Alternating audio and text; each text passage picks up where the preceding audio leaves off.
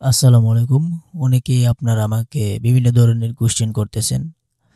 মূলত যারা ওপেন ইউনিভার্সিটিতে ডিগ্রিতে ভর্তি হতে চান বিএ, বিএসএস প্রোগ্রামে, তাদের প্রশ্ন অনেক। তো তাদের জন্য আমি ভাবলাম একটা স্পেসিফিক ভিডিও বানিয়ে ফেলি। তো এখানে বেশ কিছু কোয়েশ্চেন আপনারা আমাকে করেছেন। তো প্রথম যে প্রশ্নটা সেটা হচ্ছে কোন কোন কাগজপত্র সত্যায়িত করতে হয়, ভর্তি হতে কী কী কাগজপত্র লাগে, কোন কোন দিনে উপ আঞ্চলিক কেন্দ্র বন্ধ থাকে, এগুলো আর কি জানতে চেয়েছেন। তো 4-5 পয়েন্ট আমরা রেখেছি। ডিগ্রি ভর্তি এবং নবম শ্রেণীতে ভর্তি কীভাবে করতে হয় সেগুলো আমরা পরবর্তীতে দেখাবো। আজকে এই 3টা প্রশ্নের উত্তর দেব। আর ভর্তি হতে কী কাগজপত্র লাগে আর কোথা থেকে সত্যায়িত করতে হয় এসব আপনাদেরকে বলবো, ঠিক আছে? তো যারা নতুন অবশ্যই কিন্তু সাবস্ক্রাইব করে একটি লাইক দিয়ে রাখবেন। তো প্রথম যে উত্তরটা দেব সেটা হচ্ছে এই প্রশ্নটা, 3 নম্বর প্রশ্ন, কোন কোন দিনে উপ আঞ্চলিক কেন্দ্র বা আঞ্চলিক কেন্দ্র বন্ধ থাকে। এটা হচ্ছে আপনার সোম থেকে শুক্র এই 5 দিন খোলা থাকে এবং শনি রবি এই 2 দিন বন্ধ থাকে। তো আশা করি এই প্রশ্নের উত্তর পেয়ে গেছেন। এরপর হচ্ছে ভর্তি হতে কি কি কাগজ লাগে, 2 নম্বর কোশ্চেন। তো এই ভর্তি হতে কি কি কাগজ লাগে এটা আমি আপনাদেরকে একটু দেখিয়ে দিই। এই যে দেখেন, এটা হচ্ছে ডিগ্রি ভর্তি, উন্মুক্ত ডিগ্রি ভর্তির ক্ষেত্রে প্রয়োজনীয় কাগজপত্র। তো এই কাগজপত্রটা আমি কোথায় পেলাম? এটা হচ্ছে আপনার, আমি যখন উপাঞ্চলিক কেন্দ্রে যাই বাউবির বা উন্মুক্তের, তো সেখান থেকে আমাকে এই চার্টটা দেওয়া হয়, বলে এই কাগজপত্রগুলা আপনার লাগবে, যদি এগুলো আনেন তাহলেই হয়ে যাবে। তো এখানে কি বলছে দেখেন, প্রথমত এইচএসসি মূল মার্কশিটের ফটোকপি লাগবে। আপনি যদি এসএসসি পাস করে থাকেন বা মেট্রিক পাস করে থাকেন সেটার মূল সার্টিফিকেটটা আপনার লাগবে। এরপর হচ্ছে এইচএসসি এর মূল মার্কশিটের কপি, যারা এইচএসসি দিয়েছেন তাদের যে মূল মার্কশিট সেটার ফটোকপি লাগবে। আর এখানে অপশন দিয়ে দিছে আবার 2024 এর এইচএসসি পরীক্ষার্থীদের অনলাইন মার্কশিট লাগবে। আমরা যারা 2024-এ ইন্টার পাস করেছি, ঠিক আছে, উন্মুক্ত থেকে, তো তাদের কিন্তু এখনও মূল মার্কশিট আসে নাই। মূল মার্কশিট সার্টিফিকেট আসতে আসতে আরও 2 থেকে 3 মাস সময় লাগবে। এতদিন ওয়েট করলে কিন্তু আমরা ভর্তি হতে পারবো না। এই জন্য এখানে ব্র্যাকেটে লিখে দিয়েছে 2024-এ যারা এইচএসসি পরীক্ষার্থী আছেন বা পরীক্ষা দিয়েছেন তাদের যে অনলাইন মার্কশিট আছে সেইটা আপনি দিলেই হবে। ঠিক আছে, ক্লিয়ার? বুঝতে পারছেন তো? আচ্ছা, এরপর হচ্ছে সার্টিফিকেটের কপি, এসএসসি প্লাস এইচএসসি। তো সার্টিফিকেটের ফটোকপি লাগবে, সেটা হচ্ছে আপনার এসএসসি এবং হচ্ছে এইচএসসি। তো এখানে আবার কথা আছে 2024-এর এইচএসসি পরীক্ষার্থীদের লাগবে না, কারণ 2024-এ যারা উন্মুক্ততে বা বর্তমানে যারা এইচএসসি পাস করেছে জেনারেলে, তারা যদি পরীক্ষায় পাস করে থাকে তাদের মার্কশিট কিন্তু এখনও আসে নাই। 2 থেকে 3 মাস লাগবে এই মার্কশিট বের হতে। তো এখানে আপনার ব্র্যাকেটে এই জন্য লিখে দিয়েছে 2024-এর এইচএসসি পরীক্ষার্থীদের সার্টিফিকেটের কপি লাগবে না, কিন্তু এসএসসির সার্টিফিকেটের ফটোকপি লাগবে, এইচএসসিরটা লাগবে না। বুঝতে পারছেন তো বিষয়টা? আচ্ছা, এরপর হচ্ছে এনআইডি কার্ডের কপি লাগবে। যদি আপনার এনআইডি কার্ড থাকে তাহলে আপনার এনআইডি কার্ডের কপি লাগবে। আর যদি এনআইডি কার্ড না থাকে তখন আপনি কি করবেন, আপনি আপনার জন্ম নিবন্ধনের সার্টিফিকেটটা নিয়ে যাবেন, সেটা নিলেও হবে। যদিও এখানে উল্লেখ নাই, তো আপনি নিয়ে গেলে ভালো হয়। যদি চায় তখন আপনি জন্ম নিবন্ধনের সার্টিফিকেটটা দিয়ে দিবেন, সমস্যা নেই। এরপর হচ্ছে বাংলাদেশের নাগরিক সনদের কপি। নাগরিক সনদ অনেকে বোঝে না, এটা হচ্ছে চেয়ারম্যান সার্টিফিকেট। ঠিক আছে, প্রত্যেকটা উপজেলায় আপনার আছে, উপজেলা পরিষদে গেলে বা জেলা পরিষদে গেলে আপনি এটা কিন্তু পেয়ে যাবেন, নাগরিক সনদ বা চেয়ারম্যান সার্টিফিকেট। সর্বশেষ হচ্ছে 2 কপি পাসপোর্ট সাইজের ছবি। পাসপোর্ট সাইজের ছবি আপনাকে তুলতে হবে, তুলে সেটা প্রিন্ট করে তারপর নিয়ে যাবেন।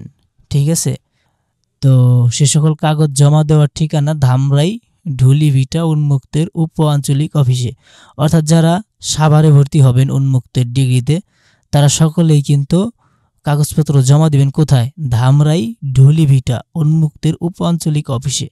এই অফিসে আপনাকে জমা দিতে হবে। আপনি যদি সাভার কলেজে গিয়ে জমা দিতে চান তারা কিন্তু রাখবে না, এটা আপনাকে সরাসরি গিয়ে উপ আঞ্চলিক কেন্দ্রে দিয়ে আসতে হবে। তো আশা করি বুঝতে পেরেছেন। ঠিক কি কি লাগবে সেটা আপনারা কিন্তু এখান থেকে বুঝতে পেরেছেন। আচ্ছা, এবার আসি পরবর্তী প্রশ্ন, যে কোন কোন কাগজ সত্যায়িত করতে হবে। তো এটাও আমি একটু দেখিয়ে দিচ্ছি। সত্যায়িত কিন্তু করতে হবে, এটা কিন্তু এখানে লেখা না থাকলেও আপনার যে সার্কুলার আছে, ডিগ্রির যে সার্কুলার দিয়েছে, আমি আপনাদেরকে একটু দেখাই। তো দেখেন, আমরা ওপেন ইউনিভার্সিটির ওয়েবসাইটে চলে আসলাম। তো এখানে আমরা ওই সার্কুলারটা খুঁজব, ডিগ্রির যে সার্কুলারটা, সেটা আপনাদেরকে দেখাচ্ছি।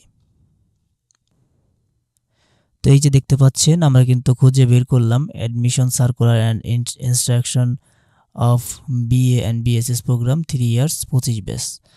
তো এটা আমরা একটু ডাউনলোড করি, আপনাদেরকে সার্কুলারটা দেখাই। এই যে দেখেন, এটা হচ্ছে আমাদের ডিগ্রি ভর্তির সার্কুলার। তো এখানে কি কি লাগবে এখানে কিন্তু বলে দিয়েছে। 15 নভেম্বর 2024 থেকে 15 জানুয়ারি ভর্তি চলবে 2025 পর্যন্ত। অনলাইন আবেদন সম্পূর্ণ করার 7 দিনের মধ্যে উপ-আঞ্চলিক কেন্দ্রে জমা দিতে হবে কাগজ। ঠিক আছে, অর্থাৎ অনেকে আমাকে কোশ্চেন করেন যে ভাই, আবেদন করার কয় দিনের মধ্যে আমার কাগজপাতি জমা দিতে হবে। এই যেখানে উল্লেখ করাই আছে যে 7 দিনের মধ্যে আপনাকে কাগজ জমা দিতে হবে আবেদন করার পর থেকে।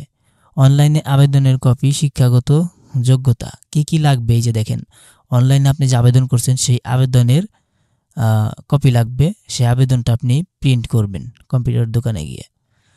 দেন হচ্ছে শিক্ষাগত যোগ্যতা সনদ, সকল সনদ, অর্থাৎ শিক্ষাগত যোগ্যতার যে সনদপত্র, যেমন এসএসসি, এইচএসসি, এগুলার সনদপত্র 2024-এর ব্যাচ হলে আপনি, তাহলে আপনার ইন্টারের সার্টিফিকেট লাগবে না, কারণ এখনও বের হয় নাই, আর মার্কশিটও বের হয় নাই, তাই আপনার অনলাইন মার্কশিট দিলেই চলবে।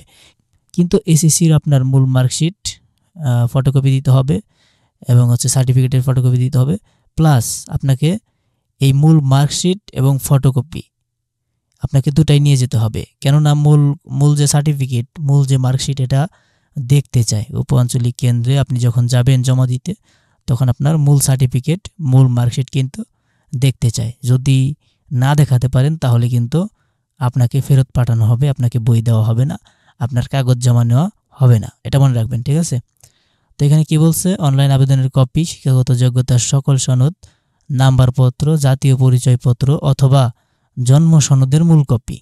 এখানে বুঝতে পারছেন, এই যে এখানে কিন্তু উল্লেখ করাই আছে, যদি জাতীয় পরিচয়পত্র না থাকে, তাহলে আপনি জন্ম সনদের মূল কপি প্রদর্শন পূর্বক সত্যায়িত কপি সংশ্লিষ্ট অফিসে জমা দিতে হবে। তো এখানে যে জিনিসটা আমি বলতে চাচ্ছিলাম, সেটা হচ্ছে কি, আমাদের যে এই যে ইমেজটা, এই যে এখানে আমি দেখালাম যে এখানে এনআইডি কার্ড ফটোকপি চাচ্ছে, কিন্তু যাদের এনআইডি কার্ডের ফটোকপি নাই, তারা কি করবে? এই অ্যান্সারটা কিন্তু আপনারা এখানে দিয়ে দিছে। এই যে দেখেন, জাতীয় পরিচয়পত্র যদি না থাকে অথবা জন্ম সনদের মূল কপি, অর্থাৎ আপনার যে জন্ম নিবন্ধন সার্টিফিকেট আছে, ঠিক আছে, সেইটার করতে হবে, ফটোকপি করতে হবে। করার পর আপনার ওই ফটোকপিতে সত্যায়িত করতে হবে। সত্যায়িত কীভাবে করবেন আমি আপনাদেরকে একটু পরে বলে দিচ্ছি। তো আপনার কি কি কাগজপাতি লাগবে এখানে কিন্তু বলে দিচ্ছে। তো সত্যায়িত কপি কি করতে হবে? উপ-আঞ্চলিক বা আঞ্চলিক অফিসে জমা দিতে হবে। এবং দেখেন, অনেকেই কিন্তু নির্দিষ্ট টাইমে ভর্তি হতে পারে না। আমাদের এই ভর্তি বা আবেদনের টাইম হচ্ছে 15 জানুয়ারি পর্যন্ত 2025 সালের। এরপর বিলম্ব ফি সহ ভর্তি হবে 16 জানুয়ারি থেকে 31 জানুয়ারি পর্যন্ত। অনেকে দেখা যাচ্ছে টাকার কারণে বা কোনো না কোনো কারণে ভর্তি হতে পারে না, যার কারণে সময় শেষ হয়ে যায়। তো তাদের জন্য আবার সময় বৃদ্ধি করা হয়েছে 16 জানুয়ারি থেকে আপনার 31 জানুয়ারি পর্যন্ত 2025 সালের এই ভর্তি কার্যক্রম চলবে। তবে 15 তারিখের পর ভর্তি হলে আপনার বিলম্ব ফি দিতে হবে। অর্থাৎ যদি আপনার 4000 টাকা ভর্তি হতে লাগে, আরও 500 টাকা জরিমানাও নিতে পারে দেরিতে ভর্তি হওয়ার কারণে। ঠিক আছে, তো আশা করি আপনারা বুঝতে পারছেন যে কি কি লাগবে। আর এখানে আরেকটা বিষয় আপনাদেরকে বলে দেই, ডিগ্রির ক্লাস শুরু কবে থেকে হবে? অনেকে আমাকে বলে, এই যে দেখেন 7 ফেব্রুয়ারি 2025 এই দিন থেকে আমাদের ডিগ্রির ক্লাস শুরু হয়ে যাবে। ঠিক আছে, আর আরেকটা কোয়েশ্চেন আমাকে অনেকে করে যে ভাই, যখন আমরা আবেদন করতে যাই অনলাইনে ডিগ্রি প্রোগ্রামে, তখন দেখা যাচ্ছে 300x300 পিক্সেলের একটা ফটো দিতে বলে, যেটা জেপিজি ফরম্যাটে থাকবে। তো আমরা ছবি কিভাবে 300x300 পিক্সেলে করব এটা অনেকেই জানে না।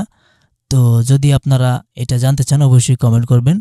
আর হচ্ছে স্বাক্ষর হচ্ছে 300x100 পিক্সেলের করতে হবে, কিন্তু অনেকেই জানে না কিভাবে আমরা 300x100 পিক্সেলের করব প্লাস জেপিজি ফরম্যাট করব। কিভাবে এটা করতে হয় অনেকেই জানে না, যার কারণে আবেদন করতে পারে না। তো যদি আপনি জানতে চান অবশ্যই কমেন্ট করবেন। কমেন্ট করলে অবশ্যই আমি পরবর্তী ভিডিওতে আপনাদের আবেদন করার একটা প্রসেস দেখিয়ে দেব, ঠিক আছে? আচ্ছা, আশা করি আপনারা বুঝতে পারছেন। তো এখানে আমরা কিন্তু সবই দেখিয়ে দিলাম। দেখিয়ে দেওয়ার পরও এখানে আরও একটি কোশ্চেন থেকেই যায়, সেটা হচ্ছে কোন কোন কাগজ সত্যায়িত করতে হবে। তো একটু ভালো করে শুনেন যে কোন কোন কাগজ সত্যায়িত করতে হবে। প্রথমত আপনার এসএসসির বা মেট্রিকের সার্টিফিকেট এবং হচ্ছে মার্কশিট, ঠিক আছে? বুঝতে পারছেন তো? এসএসসির বা মেট্রিকের সার্টিফিকেট এবং মার্কশিট বা নম্বরপত্রের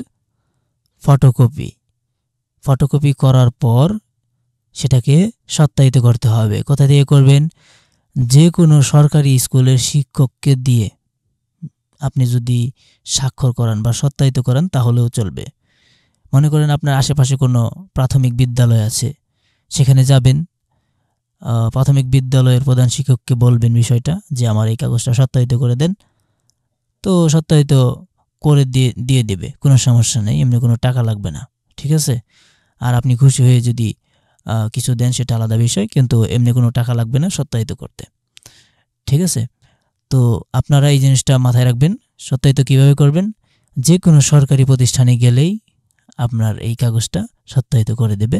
বিশেষ করে ভালো হয় আপনি যেই স্কুলে থেকে পাশ করেছেন সেই স্কুলের শিক্ষককে দিয়ে, প্রধান শিক্ষককে দিয়ে আপনি যদি সত্যায়িত করান সেটা কিন্তু অধিক গ্রহণযোগ্য হবে, ঠিক আছে? তো আশা করি বুঝতে পারছেন যে সত্যায়িত কীভাবে করতে হয়। আর সত্যায়িত আর কি কাগজ করতে হয় সেটা হচ্ছে আপনার এসএসসির সার্টিফিকেট এবং হচ্ছে নম্বরপত্র বা মার্কশিট, ঠিক আছে? যেহেতু আমরা এসএসসির সার্টিফিকেট বা মূল মার্কশিট পাই নাই, আমরা যেহেতু অনলাইন মার্কশিট দেব, তো অনলাইন মার্কশিটটাও আপনি সত্যায়িত করে নিতে পারেন, কোনো সমস্যা নাই। তো সত্যায়িত কিন্তু করতে হবে, তা না হলে ফেরত পাঠাতে পারে আপনাকে। তো আপনাদেরকে প্রথমে আমি বলে দিলাম, সতর্ক করে দিলাম, আপনারা যেন এই ভুলটা না করেন, ঠিক আছে? কাগজপত্র জোগাড় করবেন, জোগাড় করার পর সেগুলো সত্যায়িত করবেন। পাসপোর্ট সাইজের ছবি লাগবে, সেই ছবি নিয়ে যাবেন। আর হচ্ছে আপনার আঞ্চলিক বা উপ-আঞ্চলিক কেন্দ্রে যাওয়ার পর একটা কার্ড দেয়, ঠিক আছে? Academic card. তো ওই কার্ডটা আপনাকে ফিল আপ করতে হয়। তো এটা আপনি নিজেই পারবেন, যদি না পারেন আমাকে কমেন্ট করবেন, আমি পরবর্তীতে সেটার একটা ভিডিও বানিয়ে আপনাদেরকে দিয়ে দেব, ঠিক আছে? তো আপনাদের বেশ কিছু কোশ্চেনের অ্যান্সার আমি দিয়ে দিলাম। তো কেমন লাগলো এই ভিডিওটি? একটু দীর্ঘ হওয়ার জন্য আমি দুঃখিত। আপনাদেরকে আর কি আপনাদেরকে বোঝানোর স্বার্থে একটু ভালোভাবে বোঝানোর জন্য ভিডিওটা বড় হয়ে গেল আর কি। আমি চাইলে কিন্তু 2 মিনিটে শেষ করে দিতে পারতাম, কিন্তু আপনাদেরকে বোঝানোর জন্য এত বড় হয়ে গেল। তো যাই হোক, যদি ভিডিওটি ভালো লাগে, আপনার যদি উপকার হয়ে থাকে অবশ্যই লাইক দিবেন, আর নতুন ভিজিটর হলে অবশ্যই সাবস্ক্রাইব করবেন। ভালো থাকবেন, সুস্থ থাকবেন, আল্লাহ হাফেজ।